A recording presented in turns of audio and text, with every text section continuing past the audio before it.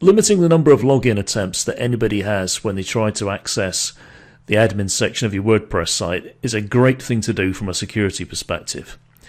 Anyone who's a genuine user should be able to log in, certainly within 1 or 2 goes. You might have forgotten your password, but then you just click on the link to say that you've forgotten your password and it would be emailed to you. People trying to break into your site, on the other hand, will have multiple attempts. When I say multiple attempts, I'm talking about in the hundreds or the thousands, or sometimes tens or hundreds of thousands even, attempts to actually break into your site using combinations of user IDs and passwords and just throwing everything at it.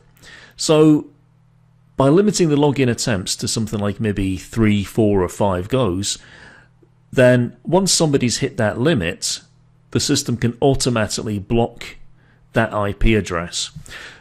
Now, if you're using something like Softaculous or Fantastico to install your WordPress site, then you might find that your hosting company have customized it and are recommending certain plugins. If you look at this section here on the WordPress installation routine through Softaculous, my hosting company have got it set up so that there's a couple of plugins that they suggest.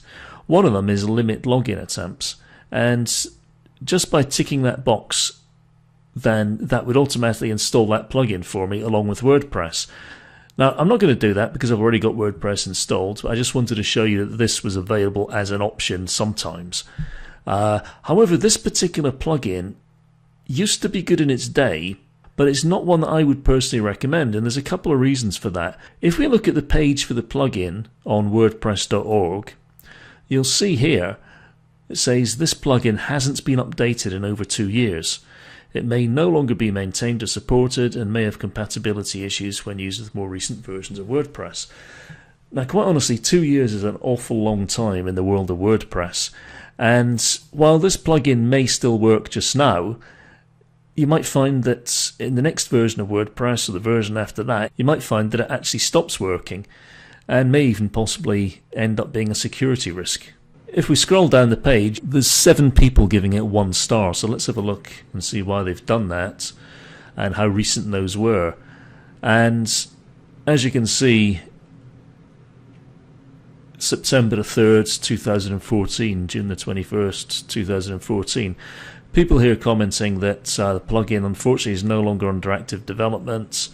As I said, I think this has been a great plugin in its day, and it's a plugin that I've certainly used in the past. However, its only function is to limit the login attempts. And these days there are plugins out there, security plugins, which offer that functionality plus an awful lot more. Let's take a look at one of the plugins I've got installed on one of my sites. So let's scroll down and look at this plugin here. Now this is all-in-one security and firewall, and you can see the whole massive range of options it's got. And if we just look at the user login option, you'll see here it's got a ton of options here.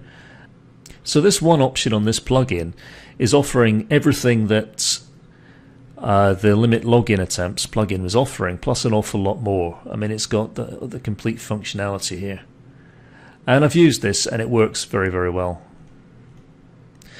So that's all-in-one security and firewall, but as I say, that's just one of the security plugins that offers this feature.